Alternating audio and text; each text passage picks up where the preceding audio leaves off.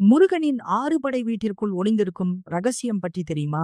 இந்த ரகசியம் தெரிந்தால் நீங்கள் முருகனின் ஆறுபடை வீட்டிற்கும் கண்டிப்பாக செல்வீர்கள்.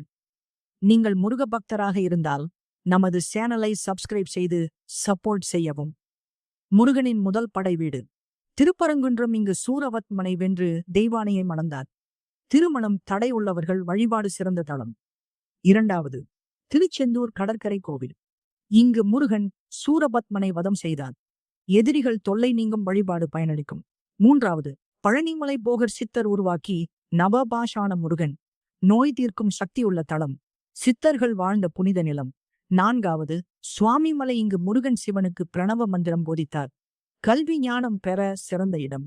ஐந்தாவது, திருத்தணி முருகன் கோவம் தணித்த தலம். இங்கு வள்ளியை காதலித்து மணந்தார். மனம் அமைதி வேண்டி வழிபட இத்தலம் சிறந்தது. ஆறாவதாக, பழமுதிர் சோலை சிறுவன் முருகன் ஔவையாரிடம் பழம் பற்றி கேள்வி எழுப்பிய தலம். குறும்பும் ஞானமும் நிறைந்த இடம். இந்த வீடியோ பிடித்திருந்தால் வெற்றிவேல் முருகனுக்கு ஆரோகரா என்று கமெண்ட் செய்யுங்கள்.